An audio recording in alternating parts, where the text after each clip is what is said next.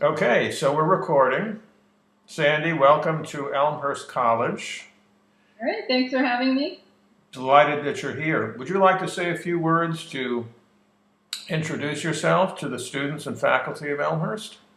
Sure, my name is Sande Chen. I am the co-author of the book Serious Games, Games That Educate, Train, and Inform.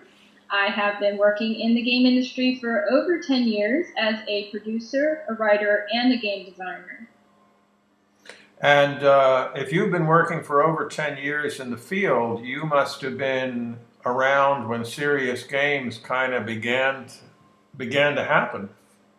I think there was a renaissance of some sorts. In the early days, they were called something different, edutainment. That was more connected with educational games. But serious games as a terminology in terms of showing up at different conferences, it became to blossom to mean more than just educational games.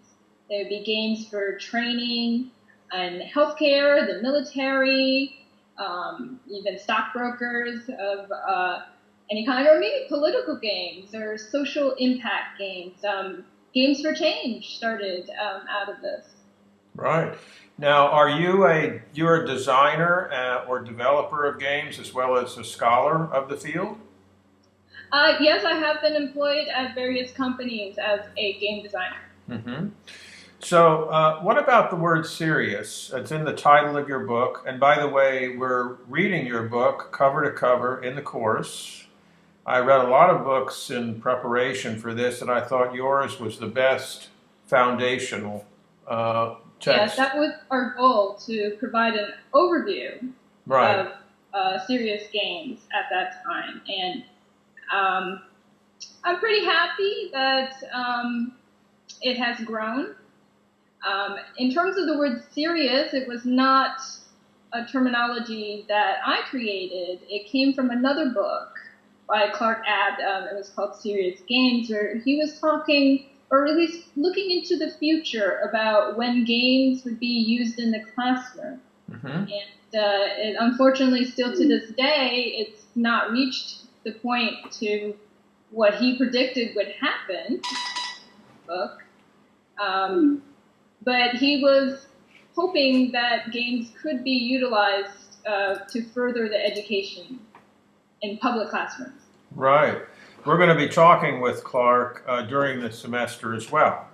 So I'm thrilled about that because I see him as kind of, the grandfather of the field since he invented the term. Right, and since then, I've heard different kinds of names, like social impact is one of them. Games for good, Mm-hmm. or the more positive change ones. Some people just call them simulations, Right. because some of them are simulations and some of them are games. Right. Well, are you comfortable with that term serious? Is it one that you think is appropriate, describes what people are doing? Well, I think there is a danger because it makes it seem that it's not fun, but a lot of those games are fun. In fact, a lot of entertaining games that are from the entertainment field, people have learned a lot. Like, they may not have been totally accurate. Civilization, a lot of people point out Civilization that they learned lots of things from that, but I'm sure there are other games where there were facts that were stuck in there that people remember. Yeah. There seems to be a presumption among certain educators and corporate training people as well that if you're having fun, you're probably not learning. Right, You and know? that's why the term was adopted, because companies who were making serious games wanted to be taken seriously. Right. So they'd rather use the word engagement. Yeah, engagement is very strong, although that term too often strikes me as being hard to understand, especially in the corporate world.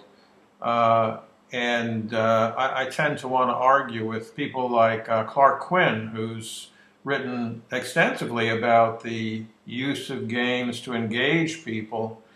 And it almost seems like Clark and others are making excuses for the ludic principle. Okay, you can have fun, but really, we're serious here. We're trying to get something done, and that seems to have to counterbalance or as I say, make an excuse for people enjoying themselves while they're learning, as if it was necessary to make an excuse. Well, I mean, I would rather the games be fun in themselves and that people play the games because they are fun and that they learn through the playing of the game. Yeah. When you play a game, you need to learn certain rules in order to advance in your game, to get better at it. There are some strategic games about damage and how much damage you can cause to kill your opponent or defeat your opponent, and you would have to calculate that. Those are like basic math skills that if you want to get better at this game, then you would invest the time to learn about it, even if it's just multiplication or addition or whatever skills that you need to get further. And I was at a recent conference, a Games for Change conference, where the developer said, I've gotten tons of letters from parents who said that their children's geography have improved because of your game. And it was something that they said, little Johnny never really cared where this country was, but now he knows every country in Africa. Right. And this is a game about you're playing a plague and you're trying to infect the entire world. But in order to spread your disease, your country has to be of a good climate. It has to be a favorable climate for you to spread disease. So that's why the geography is important. Right. And also disease is transmitted either through airplane or hubs or ships or something. So you need to know geography for lots of these shipping routes and airplane routes. So in order to get better at this game, they had to learn these things. And they ended up learning a lot about bacteria and viruses and how they spread as well. And it was not meant to be a serious game. This developer said he, unintentionally taught so many people so many things. He just wanted to make a game that was fun to play. Yeah. Now, a lot of times people associate fun or enjoyment of a game with visual aesthetics. Does it look really cool? And humor or comic type of dynamics, so that you're laughing or you're being entertained, or alternatively, you're tense because someone's about to kill you and you're trying to kill them first. So these kind of relatively superficial aspects of gameplay experience equate to fun. Do you feel that things like visual aesthetics and humor or drama, separate from learning objectives, those things core to serious game design like they are in entertainment games? I think they're helpful, and they can certainly help your game in many ways. Of course, we're looking at the gameplay, and I think the enjoyment you get is through mastery. That you've learned how to win the game, beat the game, but it's through your mastery. And when some people say, like, I beat that level or I beat that game, they have enjoyment out of that because they have struggled, they have tried, and they have finally made it through that level. And you can still have a great game without beautiful graphics, and we've seen that with the early Atari classics. Lots of classic games, people are still playing them, and they don't have all the bells and whistles of there. Some of them don't even have stories or drama. So there are all these things that can add to a great experience, and I would say that if you have the budget to make a great experience, go for it. It's just going to enhance the experience. But what's core to it is the design. And if a game is not fun, even with the best graphics and stuff, that can only delay the inevitable of somebody feeling like this is they're not happy because it's not fun, it's boring. Yeah. You know, based upon what you said, I'm visualizing a Venn diagram with fun on one side and learning on the other. And right where the two circles cross or overlap each other, I see something I would call problem solving. And that's based upon what you said, which is when people enjoy the sense of accomplishment or mastery, I equate that with solving problems. If they feel that the problem has been worth solving, that's in the game design, and they manage to overcome it, it was sufficiently challenging. And then the enjoyment comes, even if it's been grueling and taking a long time and full of frustration and repeated failure. But the enjoyment then comes from a feeling of having attained something that's meaningful to the person playing. It's the accomplishment. I know that I play levels over and over. I mean, sometimes I don't even realize how much time has passed. Right. But I want to finish this level. I know I can do it because the previous times I've almost beat it. Right. So I'm going to get it done. And so when you finish that, you do feel achievement, and you do feel accomplishment. Right. Now, can you talk a little bit about the experience of writing this wonderful book? It kind of comes to us from the bookstore as a finished product, and it's so nicely organized and well written, you could forget as a reader that before it there was nothing quite like it. There was nothing quite like it. I conducted, I believe, about over 30 interviews on the phone, taped, had to transcribe them, had to search for all these people in these disparate fields, because we interviewed virtual reality technicians, we interviewed military people, and then people in government and in healthcare industry. There was academic books, I believe, but there wasn't really anything that was geared toward the game industry, and it wasn't for academia. So we wanted something that was accessible, that people could read it. And the indie game market and for developers was a little bit different at that time as well. My co-author, David Michael, had also wrote the indie game development survival guide. And so he was looking for something that could help indie game developers, maybe another market or niche that they could move into. And at this time, there were no iPhone games. there were no social games. The market was dominated by these console games and big PC games. And so here was a different market that we thought that smaller developers might be interested in learning about. We had so much material, and we had, in fact, there were some things that just couldn't make it into the book. We cut a lot from the military games chapter because there's so much history on military games. Right. And we ended up breaking the chapters into military games and government. Right.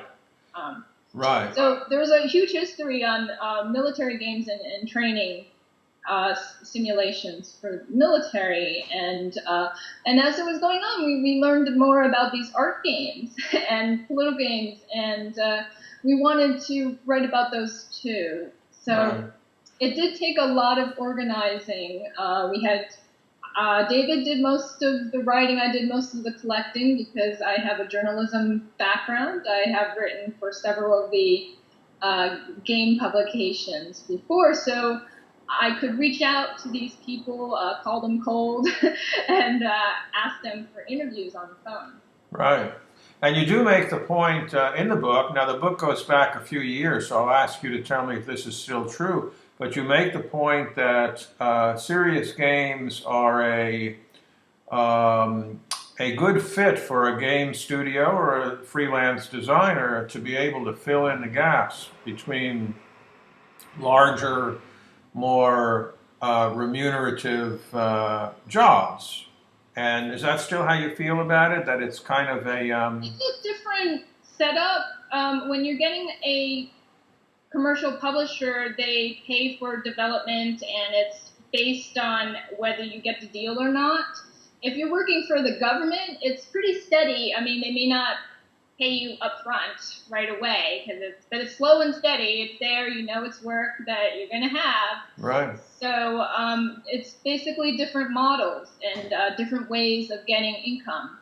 So it's worth checking out, especially the ones that give you grants, because you can often use some of the work you did on the grant on a product that you can sell later. They wanted to make it viable for the market too, even though you did this for a government grant. So it's worth looking into the details of all these grants, and it can be very confusing to people who are just not used to that world. Right. Of all these, how to apply, how to get a sponsor, and all of these things. So, Right. Trying to lift the veil upon all of these things, because it really is different. They are looking for different things when you write a proposal. Right. When you go to pitch a game to a publisher, you're going to try to pitch it in a different way. You're not going to put in how many PhDs are on your committee. Right. I'll just mention while we're talking about that when I looked deeply into applying for SBR funds for game development, and just for the audience, I'll mention that is funding that is distributed from the NIH, and they were quite specific in saying that the money they're going to give for game development is categorized as money towards research. And you get to keep your IP, you get to keep your work for commercial. In fact, they want you to commercially develop it, but in order to meet the requirements of grant giving, you have to be involved, you have to have a research program, and your game is to, the game that you'll design and prototype and so forth will actually be there to prove your thesis, that you can... Connected to a research institution. Yeah. So you may not be doing the research, but maybe the professor who's overviewing or overseeing your project, and they're connected in some way, maybe they're doing research. Right. So since you wrote the book, a few years have passed, do you feel that the serious games business has changed in certain ways? You know, there has been in recent years this word called gamification, and so that has brought a lot of interest in the business aspect of serious games, and I do think there was some confusion between what is gamification and what are serious games. I know for myself, when I heard definitions of gamification, I kind of thought it was the same. I thought they were very similar concepts. As for the Games for Change, they certainly have grown by a lot. I've even seen game jams just for Games for Good or Games for Change. There are more people thinking about having positive aspects to a game, to charity, or to improve a situation of people in third world countries, or whatever the positive causes that they are involved in. I think that teachers in schools are very much interested in students making serious games, though I would say that if you're going to bring that kind of curriculum in, you shouldn't mandate that it has to be like a chemistry game or something like that. You just want them to learn how to make a game. Right. So I think there's a lot more interest in it, and that news games and such like that people have played these types of games. Right. And they find it interesting. And however, even though there's more acceptance of games elsewhere, in the classroom, not much has changed, just simply because of the structure of public schools and such. They can't bring games into the classroom as much as they would like to, though we have seen teachers use Minecraft and things, and they have to be very inventive and or allow their students to play after school or find ways of bringing it into the classroom. Right. Now, for a younger person who is a gamer and wants to be active in the game industry as a designer or developer, would you say that there are different talents or different skill sets that play more to a serious game orientation versus a entertainment game orientation? Put another way, should a student be looking for certain capabilities or skills or gifts that would, if they're missing, they're going to not necessarily limit them in commercial game development, but they might limit them in the area of serious games because that requires some different set of skills or knowledge? I don't think so, because in serious games you will connect with a expert. If you do a game on chemistry, then you will connect with what they call a subject matter expert, and that person has all the knowledge that you're missing because you cannot always be an expert on history, literature, chemistry, biology, or whatever that you're working on. So you do need to have the skills to be able to talk to the subject matter experts who are very excited about history or whatever their subject is, and distill it down to something you can put in a game. But as for your foundations, even in commercial game development, you should be well versed in literature and in math and stuff. You should be well rounded. Okay. All those things are needed in commercial game development too, as a writer or a designer. Right. Now, since we're reading your book and enjoying it, if you were to come out with a new edition of your book at some point in the future, would you add something to it at this point that has emerged since you published? I think that, as I said, there is more interest in gamification. So definitely there would be a chapter on gamification and gamification efforts. Mm-hmm. I believe there are sections that should be updated, but there have been a lot of successes in terms of the mobile classroom and different games that have appeared in the social game space that would be considered serious games. The public broadcasting company, they have also sponsored a lot of projects. So I think there's also a lot more government money out there. Right. There's an arts grant that you could get. Right. I think in the public television realm, there's a lot of activity in what they call transmedia, where games are paired with TV shows to further the goals of the TV show. Yes, and we see this in commercial games too. So yes, it's definitely that they might want to have something on Facebook just to spread the word, and it's similar to a documentary, having the different transmedia outlets where you could have a TV show, you could have a documentary, you could have a game, you could have a website, a book, and so forth. So there are different ways of getting your message across.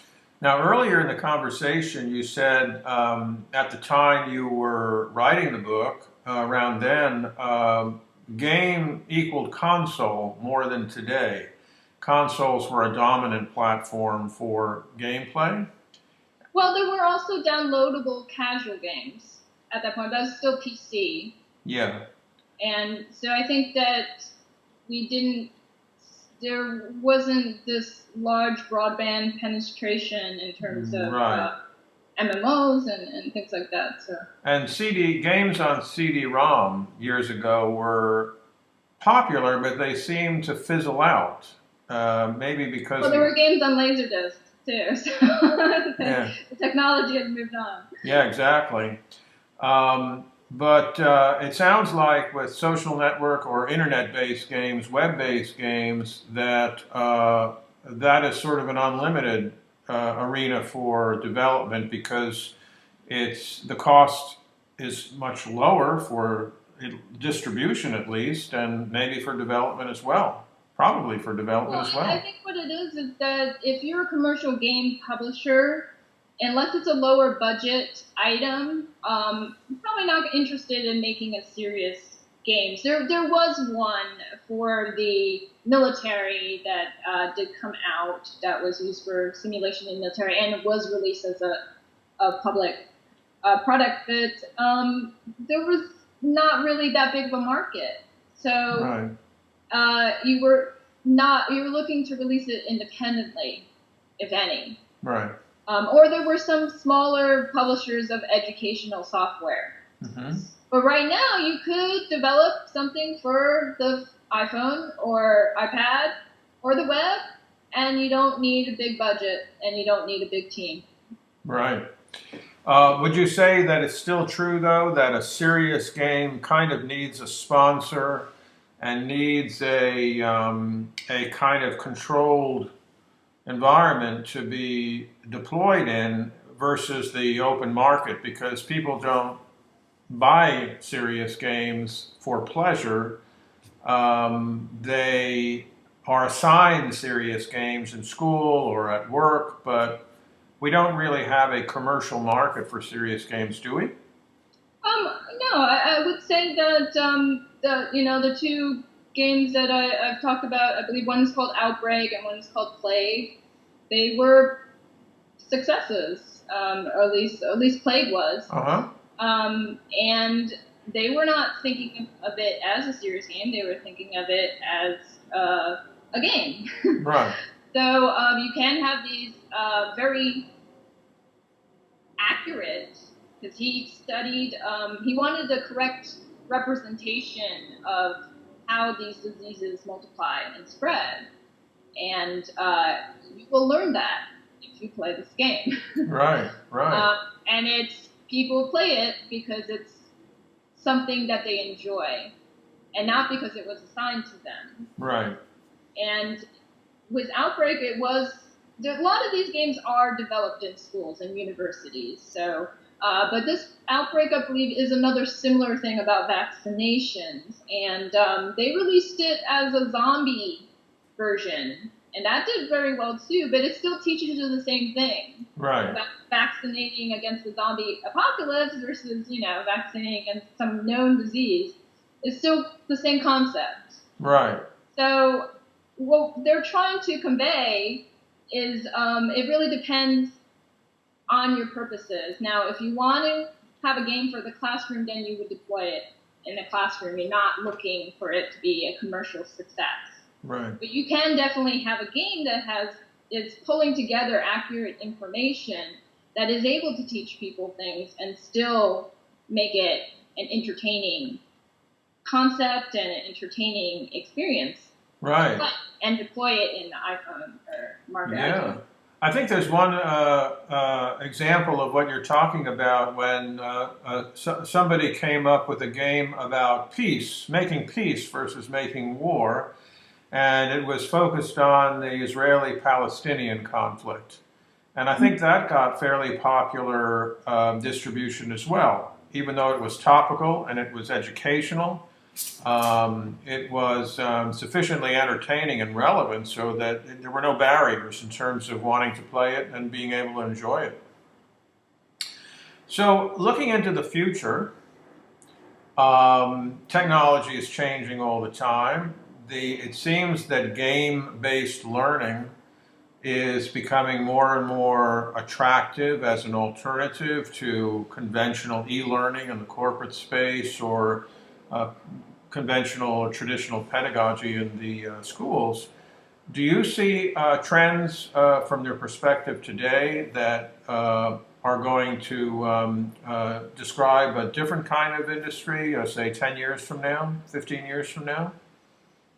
I think that if tablets were more available or easily accessible, then definitely you could see a lot more development for tablets, for phones. This would be more easily deployed and accessible. Right. So mobile. And everyone have a certain type of laptop and be able to reach this, download this, or get this software. They could get it on their phone or they get it on their tablet.